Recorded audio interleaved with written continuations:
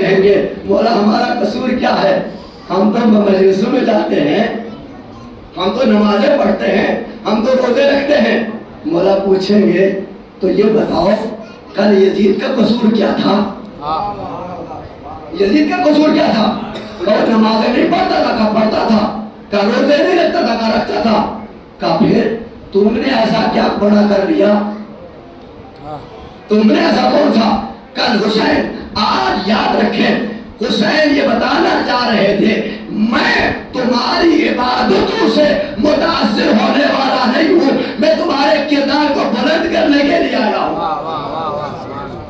اگر تمہارے پاس کردار نہیں ہے تو تمہاری عبادتیں نہیں ہیں۔ تو حسین نے یزید کے مقابلے میں کھڑے ہو کر کے بتا دیا کہ میں یزید کے مقابلے میں اس لیے کھڑا ہوں کہ یہ ظلم کرتا ہے، یہ ناانصافی کرتا ہے، یہ عدل نہیں کرتا ہے۔ تو اس کا مطلب یہ ہے آج بھی حسین ہر اس انسان کے مقابلے میں کھڑے ہیں جو عبادتیں تو کرتا ہے مگر ظلم کا ساتھ دیتا ہے، چاہے وہ کوئی مولوی رہے، چاہے کوئی ملا رہے، اور چاہے کوئی 5 وقت کا نمازی رہے، اور چاہے کوئی کالے کپڑوں میں رہے۔ صلوات پڑھ دے محمد وآلہ۔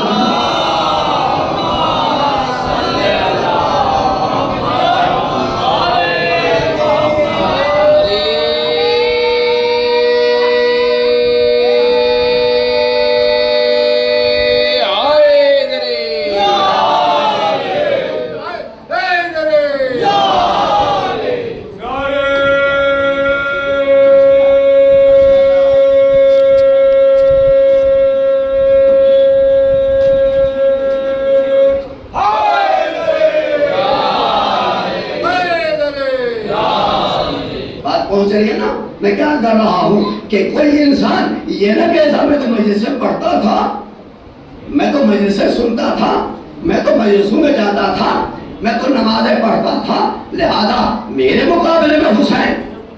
تو حسین نے کل یہ کھڑے ہو کر کے بتا دیا کہ یاد رکھنا اپنی عبادتیں میرے سامنے نہ لانا، نہیں بولی اپنے روزوں کو نہ لانا، اس لیے کہ اگر میں عبادتوں سے متاثر ہوتا تو لشکر یزید تم سے زیادہ نمازی تھا، لشکر یزید تم سے زیادہ نمازی تھا، اور تم سے زیادہ حافظ قرآن تھے۔ اور کیا آپ نے تم سے زیادہ حافظان قرآن تھے، اور تم سے زیادہ دین شناس تھے، دین حاصل کرنے والے تھے، راوی تھے، محدث تھے، حافظ تھے، کون نہیں تھا؟ اب مجھ سے پوچھو کہ میں نے نمازیوں کے خلاف کیوں قیام کیا؟ بات نہیں پہنچی۔ میں نے نمازیوں کے خلاف قیام کیوں کیا؟ میں نے روزے داروں کے خلاف قیام کیوں کیا؟ میں نے ان حافظان قرآن کے خلاف قیام کیوں کیا؟ میں نے ان اللہ اللہ اکبر کرنے والوں کے خلاف قیام کیوں کیا؟ میں نے ان طولانی سجدے کرنے والوں کے خلاف قیام کیوں کیا؟ میں نے لمبے رکوع کرنے والوں کے خلاف قیام کیوں کہا؟ کہا یہ سب تھے مگر ظالم تھے۔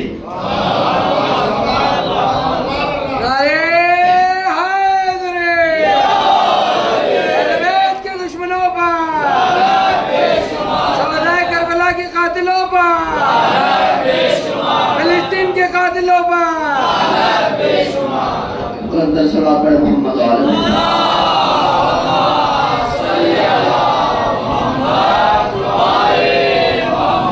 یہ بہت خوشی کی بات ہے کہ ایک نیا جو اور ہمیں اضافی مل گیا، یعنی آج ہم یہ دعویٰ سے کہہ سکتے ہیں کہ فلسطین کے قاتلوں کے اوپر بھی لعنت کے مستحق ہیں۔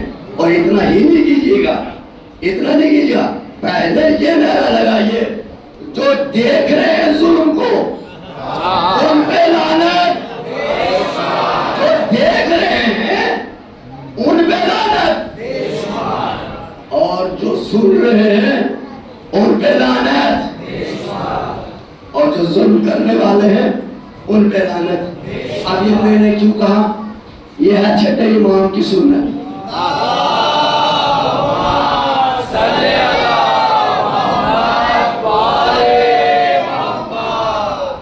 یہ چھٹے امام کی سنت ہے۔ آپ زیارت وارثہ پڑھیے، زیارت عاشورہ پڑھیے، اس میں امام نے فرمایا ہے کہ دیکھو لعنت ہے ان لوگوں کے اوپر جو دیکھتے رہے हाँ हुसैन शहीद होता रहा, ये देखते रहे। और लानत है जो उन्होंने सुना नहीं और किया, घरों से नहीं निकले। लानत कहाँ है? तो बच्चों ने किया अपने उनके ऊपर में लानत, जिन्होंने देखा उनके ऊपर में लानत, जिन्होंने सुना। तो मैं कहूँगा मौला इतना तो छोड़ दीजिए, ये सुनते रहे बेचारे, इनकी मजबूरियां थी, किसी को कोई काम था, किसी को कोई काम था, लिहाजा आपके कदम में तो शरीक नहीं है। नहीं वर किया आपने, इमाम ने कहा अगर ये देखते न रहते तो यजीद इतना जरी न होता। इनकी खामोशी ने किसी को यजीद बनाया और इनकी खामोशी ने किसी को हुसैन मजलूम बनाया। हुसैन मजलूम इसलिए है कि दुनिया खामोश है। मैं पे बहुत बड़ी बात कही है मैंने, आज भी इमाम ज़माना पर्दे ग़ैब में इसलिए है, आपने नहीं कहा मैंने कहा। इमाम ज़माना कल हुसैन मजलूम इसलिए बने कि क्योंकि दुनिया खामोश रही। कोई जुल्म, कोई यजीद बनता रहा, जुल्म करता रहा, दुनिया देखती रही। कोई मजलूम बनता रहा, दुनिया देखती रही। तो इमाम ने फरमाया सिर्फ कदर करने वालों पे लानत नहीं होनी चाहिए, जो देखते रहे उनके ऊपर भी लानत, जिन्होंने सुना और बेदारी का इजहार नहीं किया उनके ऊपर भी लानत। तो मैं एक जुमला कह कर आगे बढ़ूं। मैंने आज ये किया था कि अपनी नमाजों के साथ अपने किरदार को लेके हुसैन की बारगाह में आओ। और अगर तुम ये सोचोगे कि हम जुल्म भी करें, हर जालिम के मुकाबले में हुसैन खड़ा है, नहीं वर्गी आपने, हर जालिम के मुकाबले में हुसैन खड़ा है। और यही वजह है, यही वजह है जो जमाने का इमाम आने वाला है वो यही क्या किया रहा है, ये जालिमों कब तक बना ढूंढोगे। ये जद की तलवार थी, अली की तलवार थी कि जो 70 नस्लों को देख के चलती थी, मगर मेरी तलवार ऐसी नहीं है। मेरी तलवार हर जालिम का गला काटेगी और हर शकी की गर्दन उड़ाएगी। इसका मतलब यह है कि जो भी जालिम है, मुझे नहीं पता कौन कौन जालिम है। अच्छा, लोग कहेंगे साहब जुल्म क्या है? नहीं बोल गया आपने, जुल्म क्या है? आप लोग सोचते हैं कि साहब बहुत बड़े आप गुनाह करेंगे तब जालिम बनेंगे। मतलब बड़े ताकत की बात हो, ये शरीयत आपने नहीं बनाई। अमीर अल-मोमिनीन अली इब्न अबी तालिब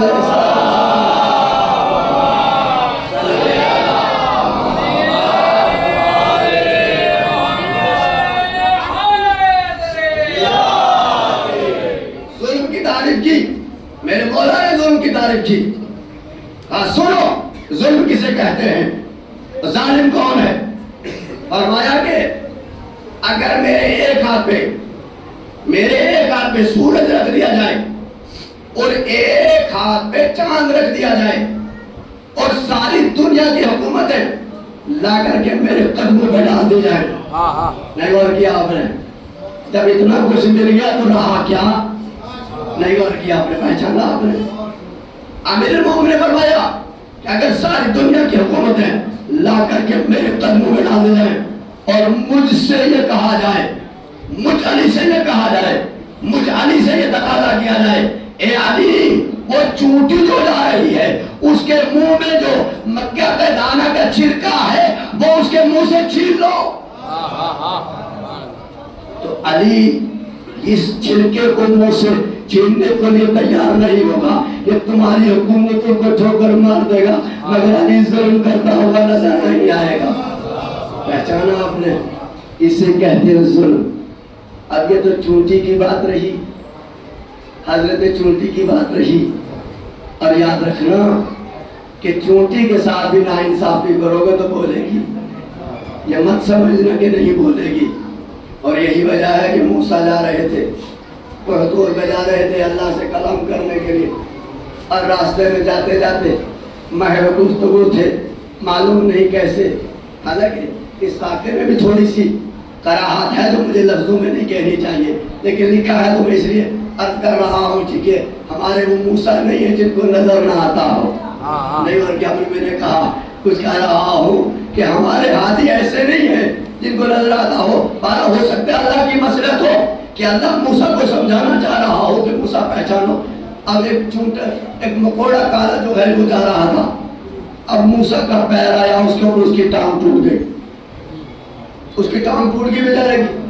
جب مکوڑے کی ٹانگ ٹوٹ گئی تو اس نے بھی دیکھا پلٹ کے، موسیٰ کہا جا رہے اچھا میری ٹانگ توڑ کے اللہ کے پاس جا رہے ہو، آئے آئے آئے میری ٹانگ توڑ کے تم اللہ کے پاس جا رہے ہو، تو چلو چلو میں بھی پوچھتا ہوں اللہ سے۔ اب موسیٰ نے بھی دیکھا ٹانگ ٹوٹ کی بیچارہ لنگڑا لنگڑا جا رہا ہے، تو ایک مرتبہ موسیٰ نے کہا اللہ یہ چھوٹے چھوٹے مکوڑوں کو پیدا کرنے کی کیا ضرورت تھی؟ ہائے ہائے، جو دوسروں کو مکوڑا سمجھے، جو دوسروں کو مکوڑا سمجھے، آج ہم کتنے کی گردنوں کے اوپر سے گزر جاتے ہیں۔ کبھی آپ نے دیکھا کتنے جسموں کو پامال کر کے ہم آگے بڑھنا چاہتے ہیں، جسموں کو پامال کر کے آگے بڑھنا یزیدیت کا کام ہے، جسموں کو زندہ کر کے آگے بڑھنا حسینیت کا کام ہے۔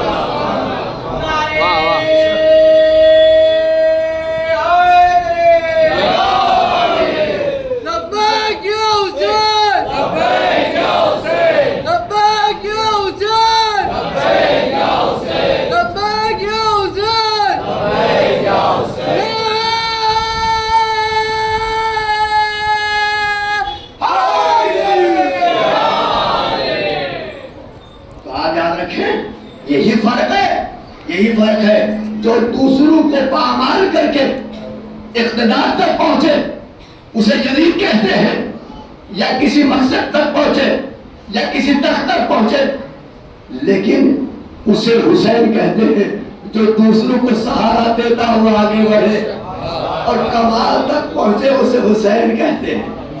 اب آپ بتائیے خود کہ آپ اپنے مقصد تک پہنچنے کے لیے کسی کے پاس مکان نہیں تو مکان تک پہنچنے کے لیے کتنے پر کرتا ہے، کتنے فریب کرتا ہے، کتنوں کو ٹوپی پہناتا ہے، بات پہنچ رہی ہے نا؟ مکان نہیں ہے تو مکان اس طرح سے حاصل کرو، نہیں ہو کہ آپ نے یہ مت دیکھو کس کا آ رہا ہے، یہ دیکھو کتنا آ رہا ہے۔ یہی وجہ ہے آج دنیا نے مکان تو بنا لیے مگر رہنے کا حوصلہ نہیں ہے، رہنے کا مقام نہیں ہے، اس لیے جب بھی دیکھو باہر نظر آتے ہیں۔ اور میں یہ کہہ رہا ہوں کہ ظلم کر کے جو مکان لیے جاتے ہیں یہ مکان نہیں ہے، یہ ان کے لیے جہنم کا گھر ہے۔ تو چونٹی نے مکوڑے نے کہا موسیٰ تم بھی چل اللہ کے پاس، میں بھی چلتا ہوں۔ دونوں چلے، اس نے بھی دوڑ لگائی، اس نے بھی دوڑ لگائی، دونوں پہنچے اللہ کے پاس۔ لیکن کمال یہ ہے جب انسان کے اندر حوصلہ پیدا ہو جائے، چاہے وہ چونٹی ہو چاہے وہ انسان ہو، جب اللہ کا قرب سے حاصل ہونا ہو تو پھر ٹانگ ٹوٹی بھی ہو تب بھی وہ موسیٰ سے پہلے پہنچ جایا کرتا ہے۔ موسیٰ سے پہلے پہنچا۔ ابھی موسیٰ گفتگو کر کے چلے، دیکھا کہ چونٹا آیا تو نہیں کچھ، مکوڑا کہیں آ کر کے کچھ کہہ تو نہیں چلا گیا، کوئی شکایت کر کے میری تو نہیں چلا گیا، لیکن موسیٰ کو کھٹکا بھی ہے۔ موسیٰ جانے لگے، گفتگو تمام ہوئی۔ کہا موسیٰ کچھ کہنے والے تھے، کہا اللہ کہنا تو چاہتا تھا لیکن دل نہیں کرتا۔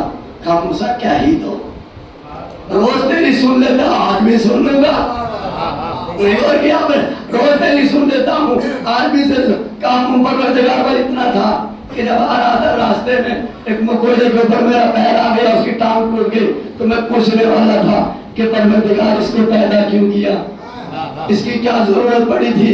تو کہا موسیٰ اگر کچھ دیر پہلے تم ہوتے اسی میدان میں جہاں تم کھڑے تھے مکوڑا تم سے پہلے آگے کیا گیا کہ اتنے لمبے چوڑے کو اتنی بڑی آنکھیں دینے کی ضرورت کیا تھی کہ جسے دیکھ کے نہیں چلتا موسیٰ سے پوچھنا، اے پروردگار موسیٰ سے پوچھنا کہ یہ دو آنکھیں جو لیے پھر رہے ہو ان کا فائدہ کیا ہے؟ تو اب جو پروردگار کب آیا تھا؟ کہا تم سے پہلے آیا، اس کی ٹانگ ٹوٹی ہوئی تھی، کہا تم نے توڑ دی تھی، تیرے رب نے صحیح کر دی تھی۔ پہچانا ہم نے؟ تو ظلم کر کے آگے بڑھنے والا کبھی فتح نہیں حاصل کرتا، نہیں اور کیا آپ نے کامیابی حاصل نہیں کرنا اور کامیابی تک نہیں پہنچ سکتا۔ اور یہی ذہن میں رہے کہ میں نے عرض کیا کہ پروردگار عالم نے یہی اعلان کر دیا، میرا مومن نے بتا دیا کہ میں ظلم کا ساتھ دینے کے لیے تیار نہیں ہوں، میں ایک چونٹی کے منہ سے چھلکے کا دانہ بھی نہیں چھین سکتا اگر مجھے اس پوری زمین کی حکومت بھی دے دی جائے۔ پہچانا آپ نے؟ اس کا مطلب یہ ہے علی بتانا چاہتے ہیں کہ یہ ساری دنیا کی حکومتیں بھی تمہیں مل کر کے قیامت کو نجات نہیں دلا سکتی اگر تم نے اتنا چھوٹا سا بھی ظلم کر لیا۔ اگر تم نے ظلم کا ساتھ دیا، اب ظلم کا ساتھ بہت توجہ کریں، ظلم کا ساتھ یہ میرا موضوع ہے، میں اسی کو مسلسل گزارش کر رہا ہوں، اس لیے کہ جب انسان بنو گے عدل پیدا ہوگا، انصاف پیدا ہوگا۔ ظالم بنو گے کبھی انسان نہیں بنو گے، ظالم بنو گے تو انسان نہیں بنو گے۔ میں ایک جملہ کہنا چاہتا ہوں، شریعت نے حدود معین کی، شریعت نے حد معین کی اور اسی حد میں کہا والدین کی بات مانو۔ ابھی میں بہت دو تین باتیں سخت کہہ کر کے پھر آگے بڑھوں گا۔ ایک صلاۃ پڑھ دیں محمد وعلی محمد۔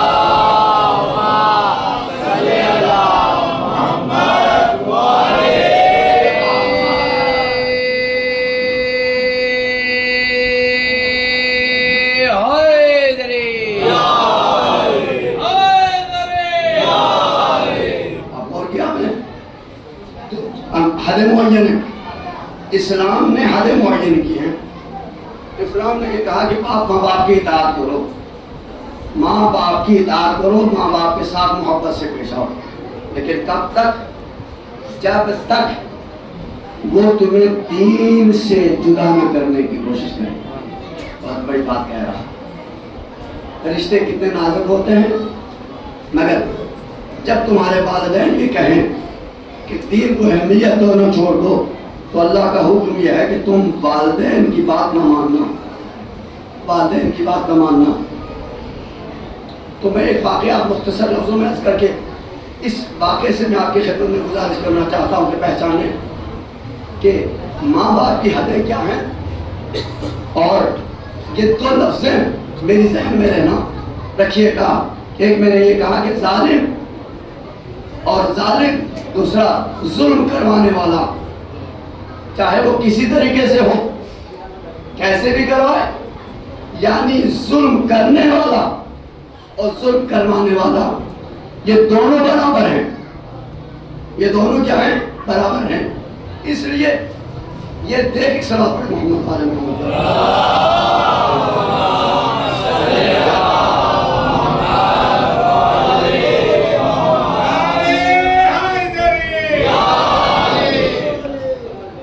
کروانے والا اور ظالم دونوں برابر ہیں، ظالم دونوں برابر ہیں، اور یہ بات ذہن میں رہے۔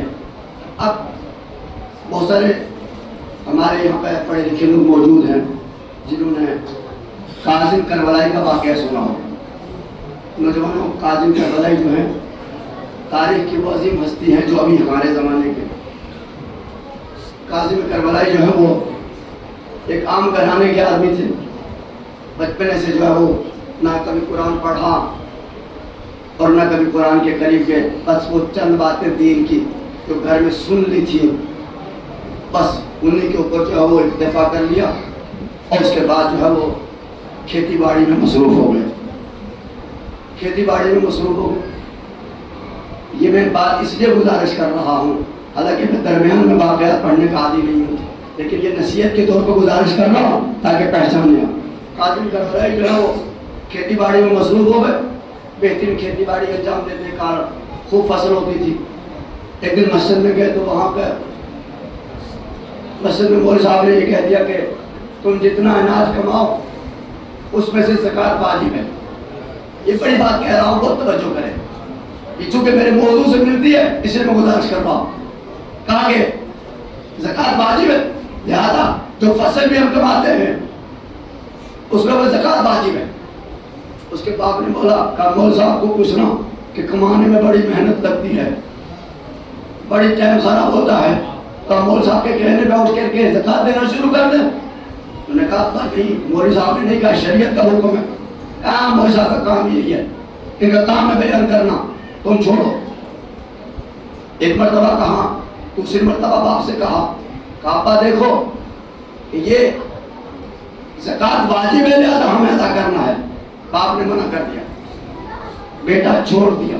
بیٹے نے کہا ٹھیک ہے، اگر آپ زکوٰۃ نہیں دیتے تو میں آپ کے ساتھ نہیں رہ سکتا. غور کریں، میں صرف ایک مثال دے رہا ہوں، کہ باپ نے کہا نہیں زکوٰۃ دینا ہے، بیٹے نے کہا پھر میں آپ کے ساتھ. یہ وہاں سے چلے تہران. زمانہ گزر گیا، باپ نے بڑی منتیں کر کے واپس بولا کہا بیٹا آ جاؤ.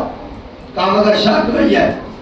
کہا ٹھیک ہے، لیکن میں شرط یہ ہے کہ تم اپنی زمین لے لو، اپنی زمین حصہ بانٹ لو، اور جو تمہارے حصے میں آئے اس کے اوپر کھیتی باڑی کرو، زکوٰۃ دو. کہا شرط قبول ہے. جیسے زمین لی، کھیتی باڑی کی، اور کھیتی باڑی کرنے کے بعد پہلی فرصت میں زکوٰۃ دی. اسلام کو یاد رکھو گے تو اسلام تمہیں قبر میں بھی یاد رکھے گا. آج تم سوچ رہے ہو اب کتنے لوگ ہیں جن کو میں جانتا ہوں ساری زندگی ہو گئے اپنا خون تو کھایا ہی کھایا، لوگوں کو بھی لے کے کھا گئے. یہ بات جو اگر سمجھ میں آ رہی ہے، اور کتنے خمس لینے والے انصاف سے کام لے رہے ہیں. یہ جائز تقریر میری سنا دیجئے، جتنے بھی وصولنے والے ہیں ان کو یہ بات پہنچا دیجئے گا کہ ابا کی کمائی ہوئی اور ہے، یہ مال امام کا پیسہ اور ہے. توجہ ہے نا؟ اب کتنوں نے کیا کیا بنا لیا، اس کا اندازہ بھی ہے. ایسا نہیں ہے، مگر مصیبت یہ ہے کہ بلی کے گلے میں گھنٹی کون باندھے، ہے نا؟ یہی تو مصیبت ہے. تو قاضی کربلائی واپس آئے، آ کر کے اپنی کھیتی باڑی کی زکوٰۃ دی.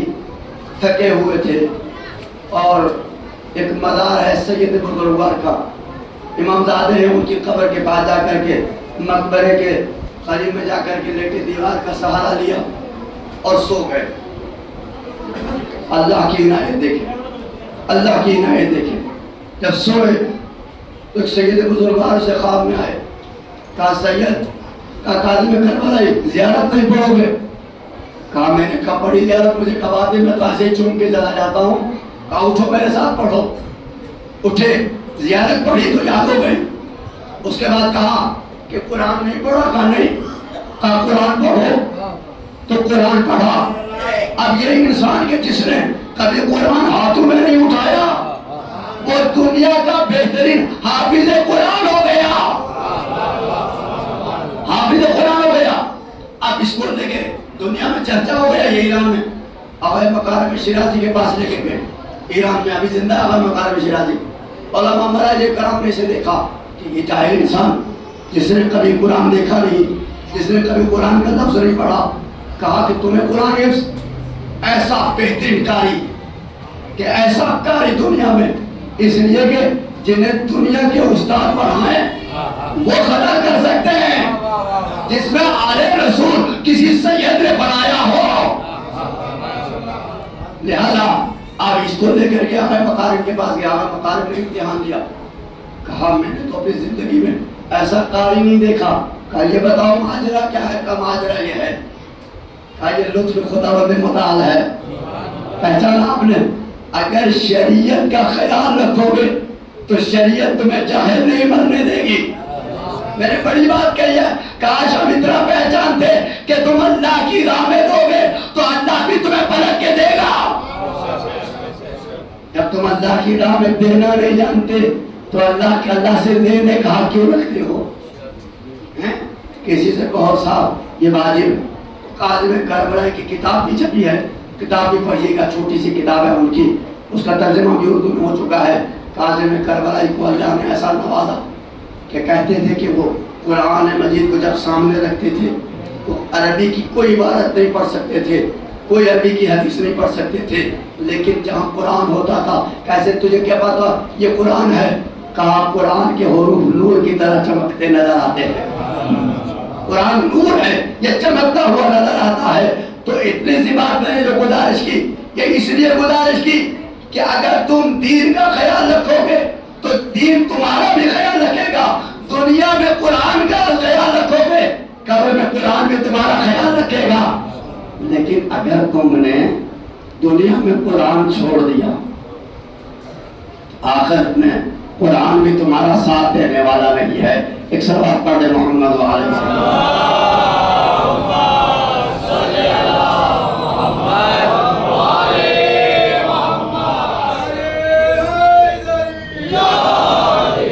پہچانا آپ نے؟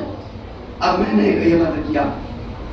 دو باتیں, بہت سارے لوگ شریعت کو اس انداز سے دیکھتے ہیں جہاں اپنا مطلب نکلتا ہو وہاں شریعت کو پیچھے دھکیل دیتے ہیں, اور یہ بڑے بڑے کر رہے ہیں. چھوٹے موٹے بیچارے ہیں ہی کہاں, چھوٹوں کی گنتی کہاں بیچاروں کی, چھوٹوں کی گنتی نہیں ہوتی, ہوتے گئے, اور گنتی ہوتی بڑوں کی. میں ایک بات کہنا چاہتا ہوں, اسلام نے امیر المومنین نے قانون بنایا, اور امیر المومنین گھر میں بیٹھے ہوئے تھے, گھر میں تشریف فرما تھے.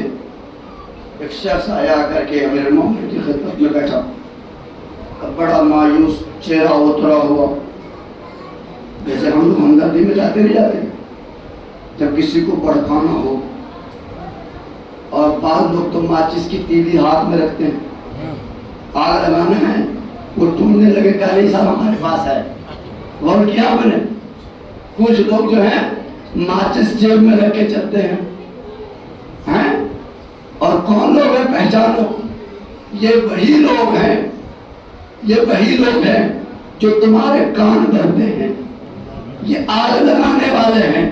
یہ ماچس, اس ماچس کا جلا ہوا اتنا نہیں جلتا جتنا اس آگ سے انسان جلتا ہے, لہذا اس سے بچیے. اب میرے گھر میں بیٹھے, اس کا چہرہ اترا ہوا, بڑا مایوس, بڑا مظلوم, پریشان کن, علی کی بارگاہ میں حاضر ہوا. کہا یا علی اگر اجازت ہو تو کچھ کہوں؟ ہاں ہاں کہہ سکتے, آ گئے ہو تو کہو, جب آ ہی گئے ہو تو کہو. کہا مولا دل بڑا دکھتا ہے. کہا کیوں دکھنے لگا تمہارا دل, تمہارا دل کیوں دکھ رہا ہے؟ کہا اس لیے کہ آپ گھر میں بیٹھ گئے تو تمہیں کیوں پریشانی ہے؟ بات سمجھیے گا, تمہیں کیا پریشانی ہے؟ میں گھر میں بیٹھا ہوں تو اپنے گھر میں بیٹھا ہوں. کہا نہیں نہیں نہیں, آپ کی جگہ تخت پہ تھی, آپ کی جگہ تخت پہ تھی. کہا اچھا, تو کہا کہ نہیں ملا تو کیا کروں؟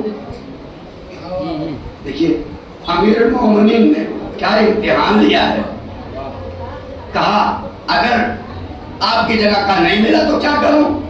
کہا میں اس لیے آیا ہوں کہ جتنے سپاہی کہو گے دوں گا, جتنے گھوڑ سوار کہو گے اتنے دوں گا, جتنا مال کہو گے اتنا دوں گا, پورے لشکر کا خرچ دوں گا. کہا پھر؟ کہا کہ آپ کو آپ کا حق دلوا کے رہوں گا. اور یہ کون تھا, یہ کون تھا, نام لے لوں, یہ حضرت ابو سفیان تھے.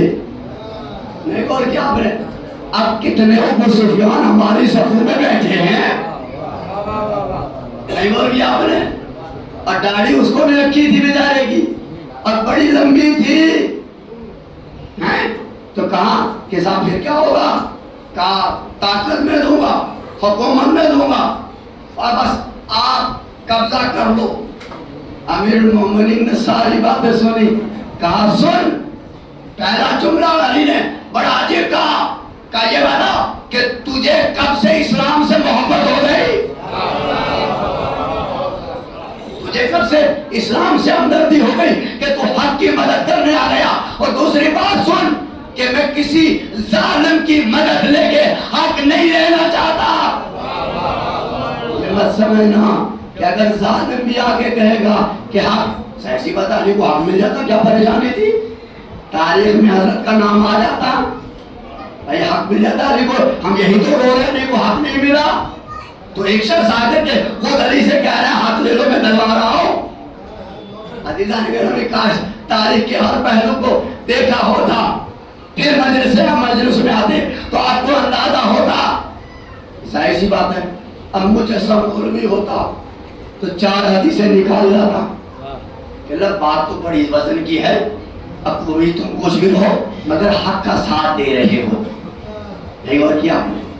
مگر امیر المومنین نے بتایا کہ پہچانو حق تک بھی پہنچنا ہے تو ظالم کے سہارے سے نہ پہنچو، مظلوم کے ذریعے سے جاؤ۔ کل قیامت کے اندر کا دنیا یہ نہ کہہ لے کہ حق ملا بھی علی کو مگر غلط سہارے سے ملا۔ لہذا علی نے قیامت تک یہ بتا دیا کہ میں اپنا حق تو چھوڑ سکتا ہوں مگر کسی ظالم کی مدد نہیں لے سکتا۔ اب مجھے انصاف سے بتائیے کہ اگر کہیں ممبر بھی ملے، کہیں ممبر بھی ملے، کہیں مسجد بھی ملے، اگر سہارا غلط ہے، اگر سہارا باطل ہے، ممبر آپ کی جگہ ہے، مصلی آپ کی جگہ ہے، لیکن یاد رکھنا یہ راستہ شریفوں کے ذریعے سے طے کرنا، بدماشوں کے ذریعے سے نہیں۔ اس لیے کہ بدماش الگ امت ہے، شریفوں کی الگ امت ہے۔ صلوات پڑھتے محمد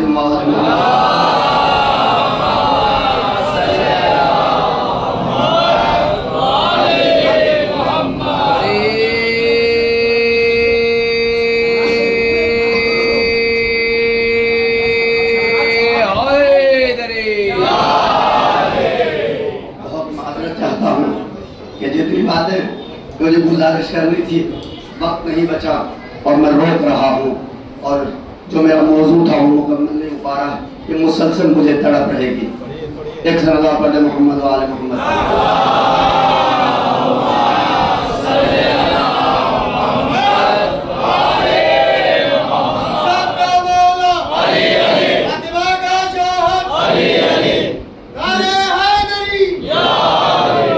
اتنی اجازت مجھے دے دیجئے کہ میں نے لفظ جو تقریر کے شروع میں ایک لفظ استعمال کیا تھا کہ میں نے کہا کہ جب تک دنیا میں انسان نہیں ہوگا، دنیا میں نہ ہی عدل ہو سکتا ہے، نہ ہی انصاف ہو سکتا ہے، اور نہ ہی دنیا کی پریشانیوں کا مداوع ہو سکتا ہے۔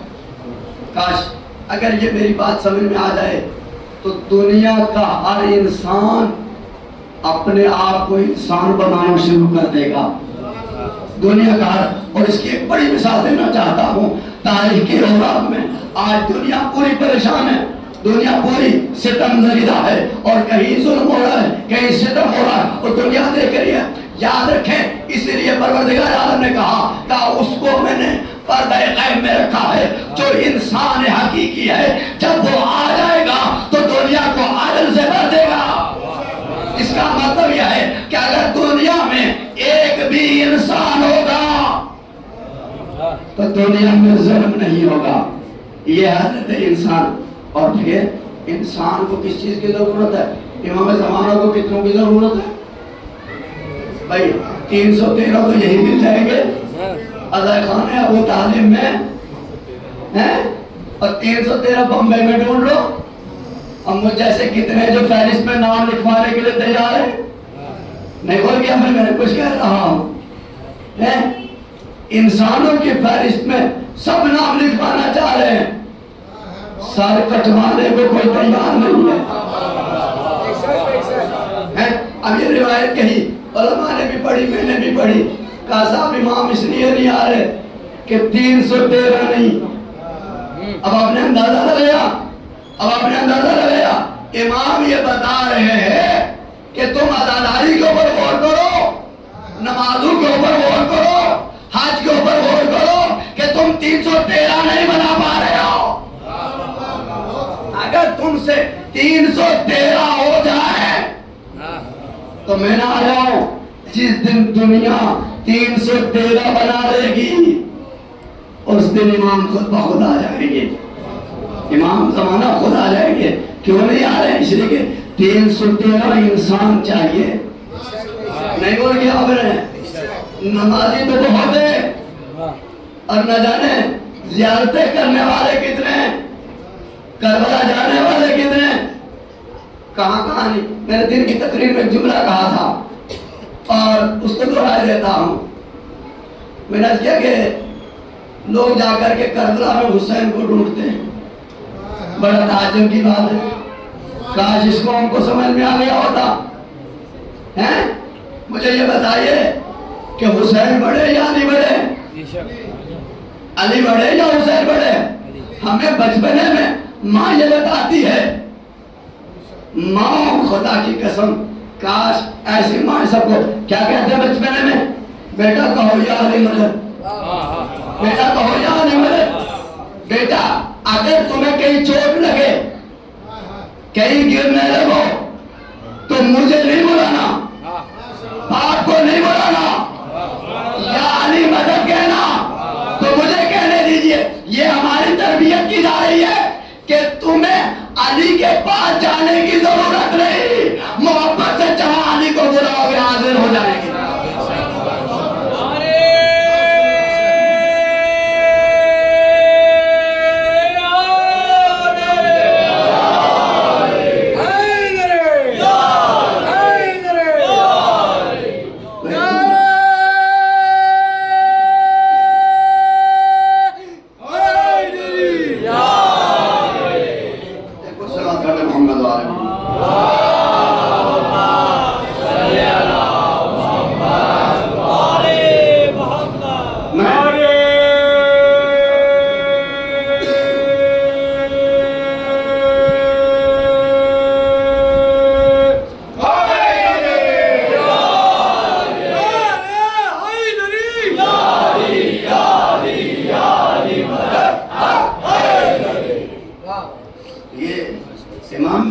امام موسیٰ کاظم علیہ السلام کو پہچانے والا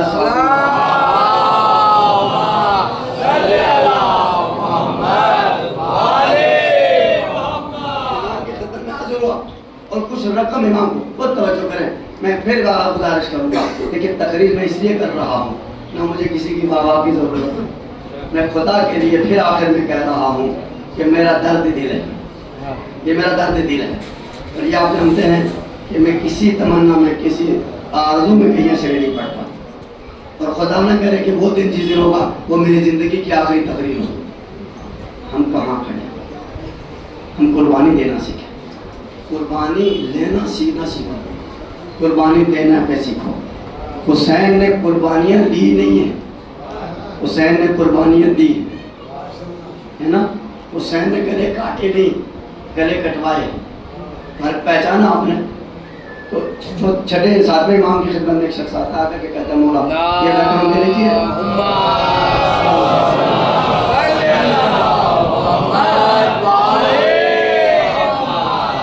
رقم امام کو دی, اور امام کو دینے کے بعد کہا کہ مولا اپنے بغل میں, اپنے پڑوس میں ایک میرے لیے گھر خرید دیجیے, اور میں دور رہتا ہوں, میں چاہتا ہوں آپ کے پڑوس میں رہوں, آپ کے قرب میں رہوں, آپ کے جوار میں رہوں, آپ کی زیارت ہوتی رہے گی.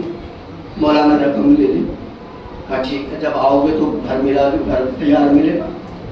کچھ زمانے کے بعد رقم دے کے چلا گیا, کچھ زمانے کے بعد واپس آیا اور امام کی خدمت میں پہنچا. امام نے امام سے کہنا مولا میرا گھر خرید لیا. کہاں خرید لیا؟ اور توجہ، امام کیا چاہتے ہیں؟ آپ نے اپنی چاہت کو ہی دین بنا لیا، آپ نے جو سوچ لیا اسی کا نام دین ہے، تو پھر امام کی ضرورت کیا ہے؟ پھر امام کیوں مانتے ہو؟ اپنی عقل کو اپنے امام مان لو، تو ہر دیوانہ اپنے آپ کو امام سمجھے۔ عزیزان گرامی، یہ تعجب کی بات نہیں ہے کہ امام کے ہوتے ہوئے تم عقلیں دوڑو، یہ عقلیں نہیں دوڑا رہے ہو، یہ گدی سواریاں دوڑ رہی۔ عقل کا اللہ ہے وہ انسان کہ جو امام کے ماننے کے بعد امام کے مقابلے میں اپنی رائے قائم کرے، ہم اسے ہی گمراہ کہتے ہیں۔ فرق سمجھا آپ نے؟ جب امام نے کہا کہ ٹھیک ہے گھر لے لیا، کہا مولا کہاں ہے؟ کہا بس میں نے گھر لے لیا۔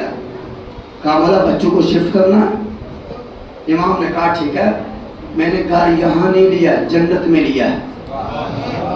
بات کہاں کی ہوئی تھی؟ بھائی معاہدے کے خلاف بات ہوئی ہے یا نہیں ہوئی؟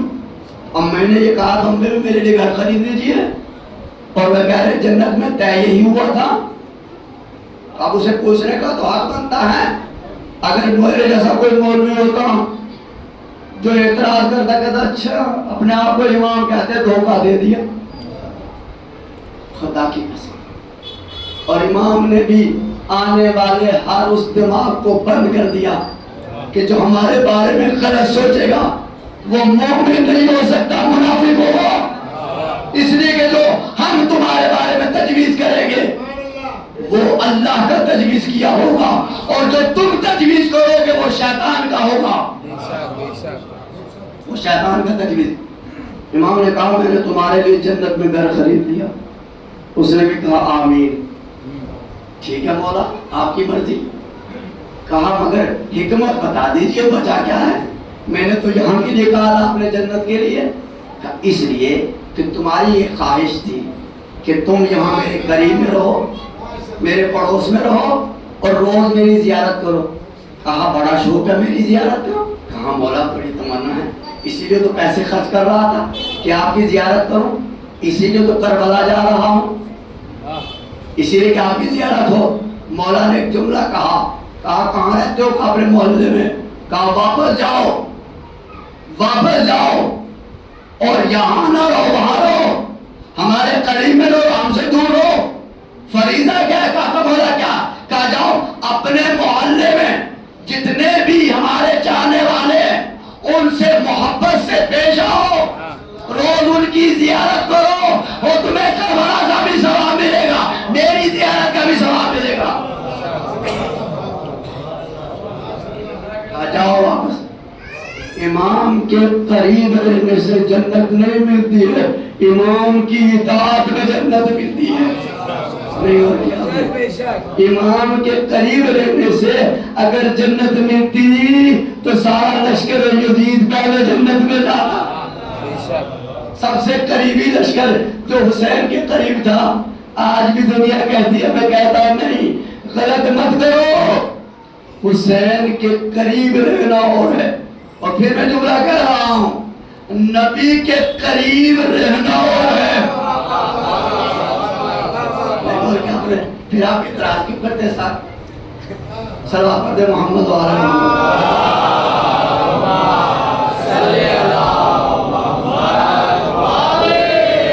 اس سے بڑی کوئی دلیل ہے میرے پاس؟ بتاؤ، آپ کے پاس ہے تو بول دیجئے۔ قضا بھی ادھر بھی کتنا قرب ہے، لیکن تاریخ کہتی ہے کہ نبی یا امام کے قریب رہنے سے نجات نہیں ملتی، اطاعت میں ملتی ہے۔ کہیں بھی رہو تو امام نے کیا فرمایا؟ کہا جاؤ واپس جاؤ، ہمارے چاہنے والوں کی روز زیارت کرو۔ اچھا ہماری مصیبت یہ ہے ہمیں دور والے چہرے برداشت ہیں، قریب والے برداشت نہیں ہوا کیا آپ نے، پڑوس والے برداشت نہیں، پڑوس والے چہرے ہمیں گوارا نہیں۔ امام کیا کہتے ہیں؟ جو اگر تم ان کے قریب نہیں ہو سکتے تو تم ہمارے بھی قریب نہیں ہو سکتے۔ امام یہ بتانا چاہتے ہیں پہلے ان سے جڑو پھر ہم سے جڑو. جو ان سے نہیں جڑ سکتا وہ ہم سے نہیں جڑ سکتا. لہذا امام نے فرما دیا کہ پہلے ان سے جڑو. کربلا کی زیارت اس لیے میں کہہ رہا ہوں بہت سے لوگ کربلا بھی جاتے ہیں, کربلا جاتے ہیں زیارت کرنے جاتے, لیکن میں کہہ رہا ہوں میں سے کہہ رہا ہوں کہ کربلا ہو جائیں, کربلا ہو جائیں جنہیں کربلا کا سبب یاد ہو. میں بڑی بات کہہ رہا ہوں, کربلا ہو نہ جائیں.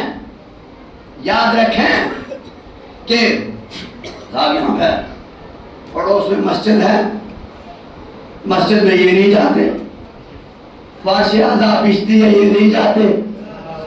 میں کچھ کہہ رہا ہوں, یہ فارش اعضاء پہ یہ نظر نہیں آتے, مسجد میں یہ نظر نہیں آتے, اور حسین کو ڈھونڈتے کربلا میں. نہیں غور کیا آپ نے غور نہیں کیا. میں کچھ عرض کرنا چاہ رہا ہوں کہ یاد رکھیں حسین پہلے محلے میں ملے گا. جسے پڑوس میں حسین نہ ملے اسے کربلا میں حسین نہیں ملے گا. اب کربلا جا, لیکن کربلا بھی یہ جاتے ہیں, کربلا کی دیواروں کی زیارت نصیب ہوتی ہے, حسین نہیں ملتے. جسے حسین مل جاتا ہے نا, جسے کون ملتا ہے؟ حسین مل جاتا ہے.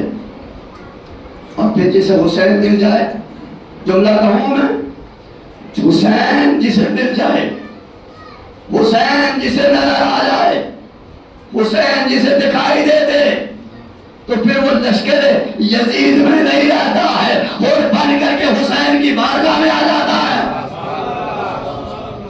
حسین ملنا چاہیے تو حسین کربلا میں نہیں ملتے, حسین حق کے ساتھ ملتے ہیں, حسین عدل کے ساتھ ملتے ہیں, حسین انصاف کے ساتھ ملتے ہیں, حسین دین کے ساتھ ملتے ہیں, حسین دین کے ساتھ ملتے ہیں. جملہ پورا ہونے دیجئے, حسین بے دینی میں نہیں ملتا, حسین دین میں ملتا ہے, حسین مسجد میں ملتا ہے, حسین فارش اعضاء میں ملتا ہے. اب جو دین کے ساتھ کھڑا ہے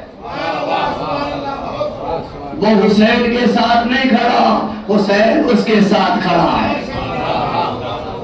تو حسین کہاں ہے؟ حسین کہاں ہے؟ کربلا میں نہیں ہے. اسی لیے حسین کو کسی علاقے میں محدود نہ کرو. اس روئے زمین کا چپا چپا حسین کا ہے. جہاں چاہو گے وہاں حسین ملیں گے, جہاں چاہو گے. اللہ اکبر.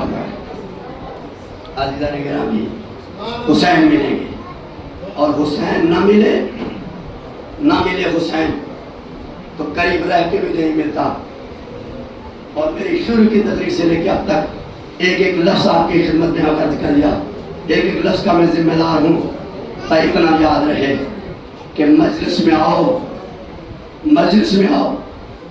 آج اس تقریر میں مولا غازی عباس کا واسطہ ہے آپ کو, مولا حسین کا واسطہ ہے آپ کو. مجلس کا طرز بدلو, انداز فکر بدلو, سوچ بدلو. جب سوچ بدلو گے تو سارا معاشرہ بدل جائے گا. خدا کی قسم حسین ایک ایک کے پاس آئے گا, تمہیں حسین ڈھونڈنے کی ضرورت نہیں پڑے گی, حسین ڈھونڈتا ڈھونڈتا تمہارے پاس آئے گا. لیکن کیا کرو یہ کہ مجلسوں میں آؤ تو نہ تبرک کے اوپر نگاہ رہے, نہ لفافے کے اوپر نگاہ رہے. کچھ عرض کر رہا ہوں, نہ مولوی کی تقریر کے اوپر نگاہ رہے. ارے یہ مولوی گنگا کیا پڑھے گا, یہ مولوی گنگا ہے, یہ کیا پڑھے گا.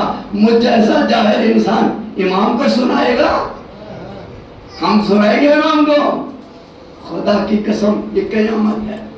آپ یہ مجلس ہم اس لیے جمع کرتے ہیں, آپ کو بلاتے ہیں, آپ اس لیے نہیں آیا کرو کہ مولوی کشمیری کی مجلس سننا ہے.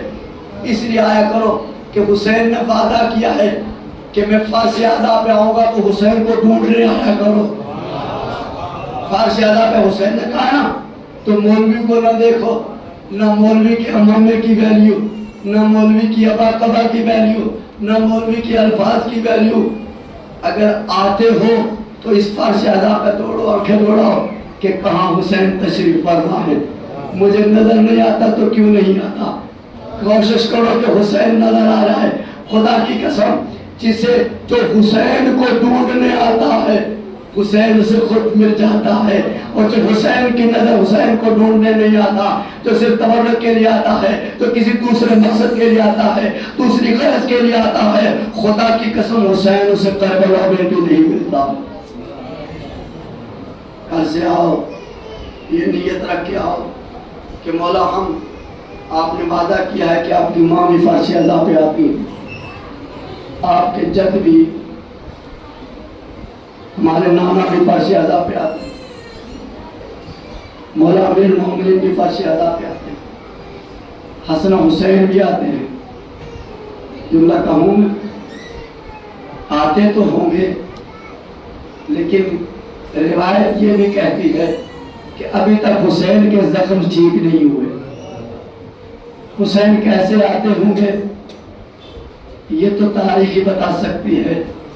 ابھی تک حسین میرا زخمی ہے، اور اگر حسین زخمی ہے تو روایت میں یہ جملے بھی ملتے ہیں کہ جب زہرا مجلس میں آتی ہے اور رومال لے کر کے اور تمہارے آنسو اپنے رومال میں لیتی ہے تو یہ کیا کر کے لیتی ہے؟ اے میرے حسین کے عزادارو تم گریہ کرو، یہ تمہارے آنسو میرے حسین کے زخموں کا مرہم ہے. اللہ اکبر.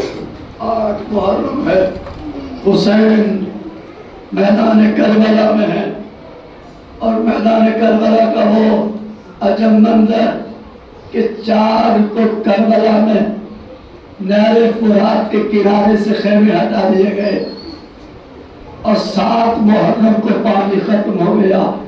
یعنی کل کربلا میں پانی ختم ہو گیا. اللہ اللہ، ارے سوچے تو صحیح، کل سے جب بھی پانی پینا یہ دیکھ کے پینا کہیں سکینہ تمہیں دیکھ نہ رہی ہو.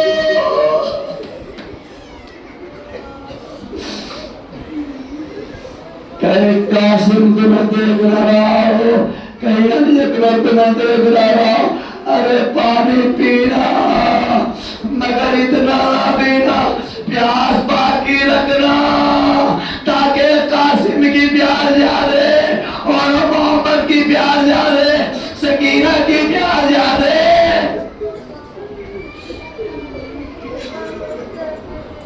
ان کی پیاس کو یاد رکھنا، پیاس کو نظر انداز نہیں کرنا، پیاس کو بھولنا نہیں. عزادارو، شامل شب عاشور تھی، قیامت کی رات تھی، اور یہ شب کیسے کیسے گزرے. عزادارو، تاریخ یہ کہتی ہے کہ امام نے خطبہ دیا. جب امام نے خطبہ دیا اور خطبہ دے کے امام واپس پلٹے، اور ایک مرتبہ جناب ذوالفقارین تلوار نکلے لیے ہوئے وہ عباس کے پیچھے پیچھے گئے. عباس کربلا کی امید کا نام ہے. مجھے کہنے دیجئے، آج جھیپ بھر کے روئیے گا. آج زینب رو رہی ہے اس لیے کہ زینب نے یہ کہا تھا کہ عباس تو جا رہا ہے مدینے میں. جب مجھ سے کوئی کہتا تھا کہ زینب تیری چادر چھن جائے گی، زینب تیرے بازوں میں رسیاں باندھی جائے گی، تو میں یہ کہتی تھی ارے جس کا عباس جیسا بھائی ہو. اب زینب روئے گی، آج سے زینب روئے گی. زینب کے آنسو سوکھے گے نہیں. اللہ اکبر. عزاداروں میں مرتبہ ذوالفقارین تلوار لیے ہوئے عباس کے پیچھے پیچھے آئے. عباس کے پیچھے آئے. ایک مرتبہ جناب عباس کو روکا، کہا عباس میرے مولا کا خطبہ سنا. کہا سنا. کہا عباس کیا ارادہ ہے؟ میرا آقا بہت مظلوم ہے، میرا آقا بہت پریشان ہے. کہا کیا ہوگا؟ کہا کل ایسا تو نہ ہو کہ کہ جنگ کرنے میں کوئی کمی رہ جائے. ایک مرتبہ عباس کو جلال آیا اور تلوار کو نیام سے نکالا. کہا ذوالقرنین کیا تم صبح نہیں ہونے دو گے؟ ابھی رات کو قیامت بچا دو. کہا عباس ذوالقرنین بس آقا اجازت دے دے پھر میں دیکھتا ہوں سکینہ کی پیاس نہیں بجھے گی. سکینہ کی پیاس کیسے نہیں بجھے گی؟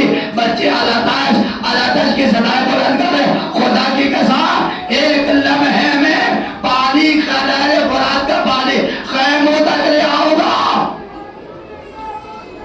عباس کو جلال آیا. حسین خیمے میں ہے. ایک مرتبہ عباس کی بلند آواز کو سنا. حسین خیمے سے نکلے.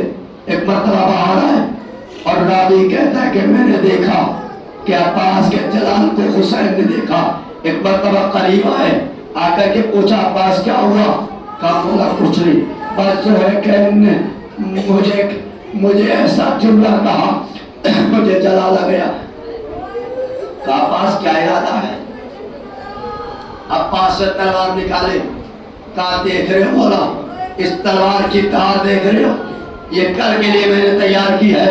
کہا مولا اب تک جو کچھ ہوا کل بس اجازت دے دینا. تلوار حسین نے لی. جملہ سنیں گے.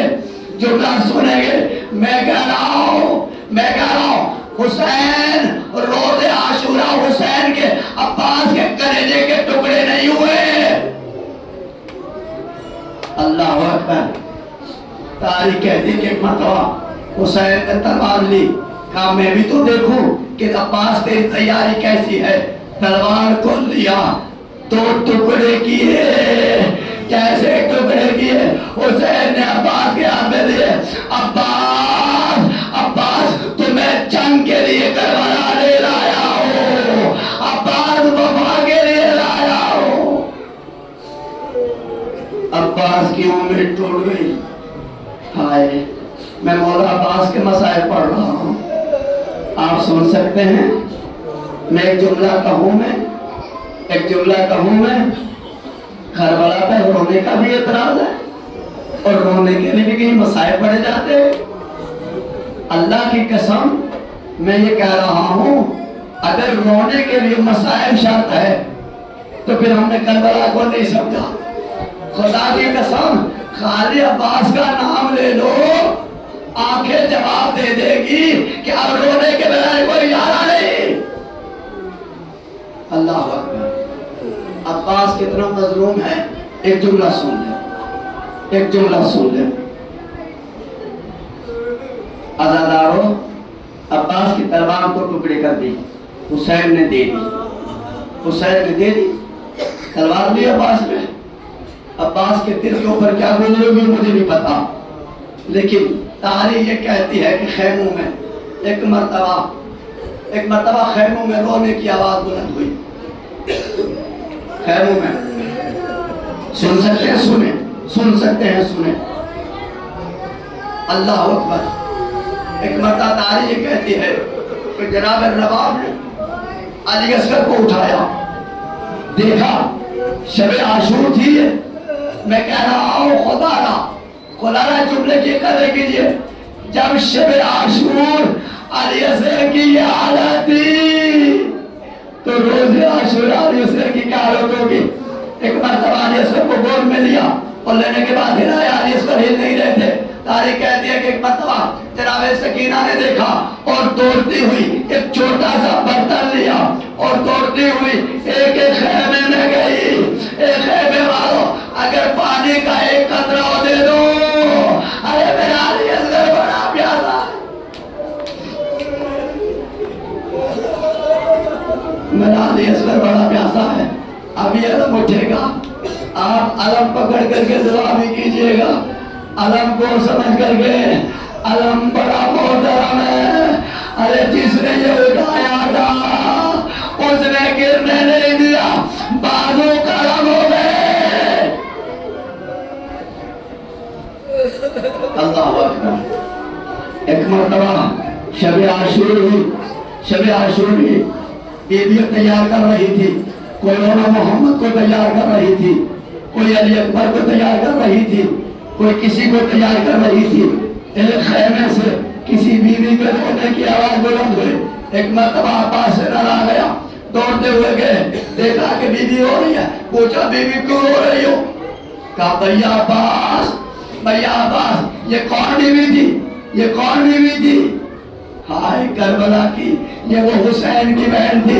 اللہ اللہ، یہ ام کلثوم تھی۔ ایک مرتبہ کہا بیوی کیوں رو رہی ہو؟ شہزادی کیوں؟ کہا اس لیے کہ میں ہر خیمے میں گئی، سب کسی نہ کسی کو کل کے لیے تیار کر رہے تھے۔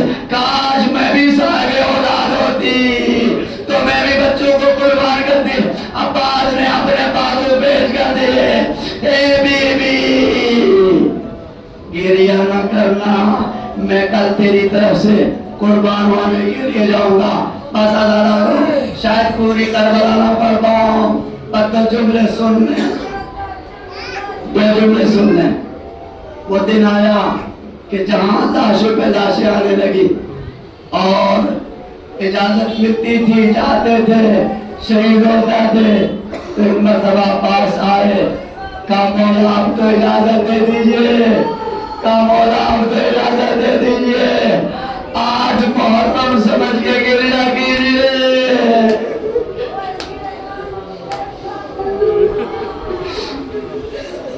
درمیان میں رک کے ایک جملہ کہو، مجھے نہیں پتا تھا بلدہ میں نہیں جاتا، لیکن میں نے بزرگ علماء سے سنا ہے کہ جناب عباس کا قد اتنا بڑا تھا کہ جناب عباس کے لیے کوئی سواری نہیں ہوتی تھی اور پیر رکاب میں نہیں آتے تھے۔ جناب عباس کا قد اتنا لمبا تھا،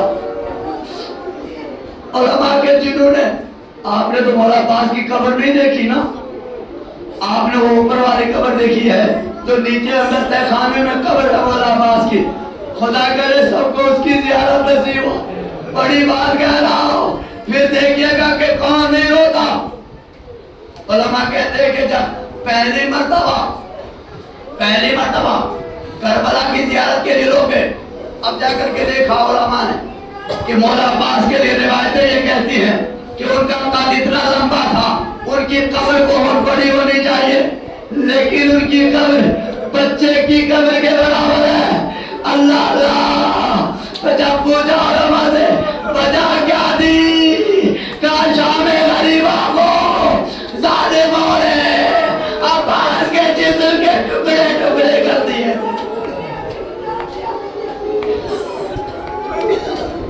اللہ، عباس کے جسم کے ٹکڑے ٹکڑے کر دیے۔ بس شہادت نہیں پڑھ پاؤں گا، بس تو جملے رخصت بھی پڑھ لوں۔ میرے مولا کی، مولا میری مدد کیجئے۔ اے مولا، مولا ہم آپ کے غلام ہیں، مولا آپ کربلا کا دروازہ ہے، آپ سکائے سکینہ ہیں۔ اللہ اکبر، سب آنے لگے۔ جب کوئی نہ بچا، عباس آئے، ایک جملہ کہا، آقا آپ کو مجھے اجازت دے دیئے۔ حسین نے ایک جملہ کہا ابا تم میرے لشکر کے علمبردار ہو۔ جیسے اتنا جملہ کہا، حسین نے چاروں طرف گھوم کے دیکھا، کہا آقا وہ لشکر کہاں ہے؟ آقا وہ لشکر کا جس کا میں علمبردار ہوں۔ حسین نے سر جھکا لیا۔ ایک مرتبہ خیموں میں اللہ کی صدائیں بلند ہوئی ہے۔ جیسے ہی خیموں میں اللہ کی صدائیں بلند ہوئی تو حسین نے کہا عباس کوئی پانی کی سبیل ہو سکتی ہے؟ چھوٹے چھوٹے بچے آئے سکینہ کے پاس، سکینہ تمہارے چچا تمہاری بات بہت مانتے ہیں نا؟ سکینہ تمہارے چچا تمہاری بات بہت مانتے، کہا مجھے فخر ہے میں چچا سے جو کہہ دیتی ہوں مان دے۔ کہا سکینہ چچا سے کیوں نہیں کہتی؟ ہائے چچا سے کیوں نہیں کہتی؟ یہ خیمے میں گفتگو۔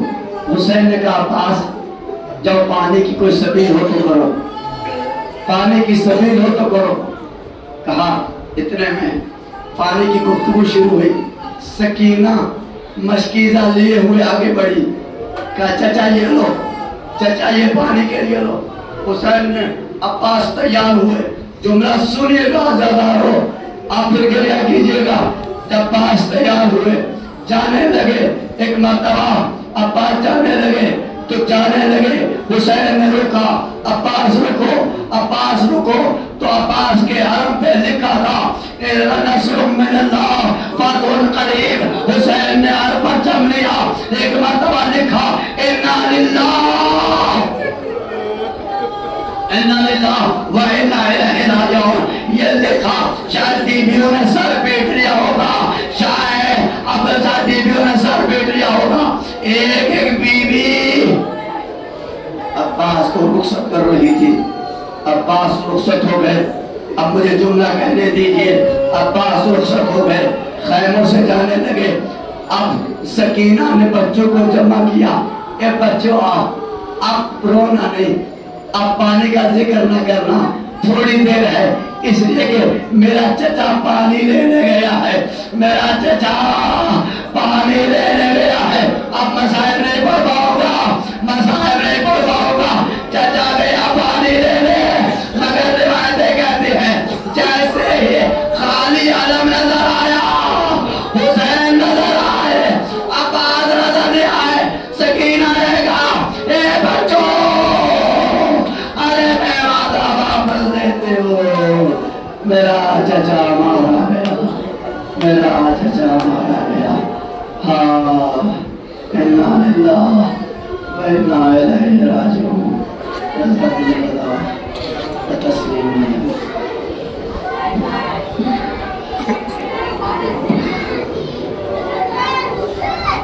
اللہ تاش، اللہ تاش، اللہ تاش، اللہ تاش، اللہ تاش، اللہ تاش، اللہ تاش، اللہ تاش، اللہ تاش۔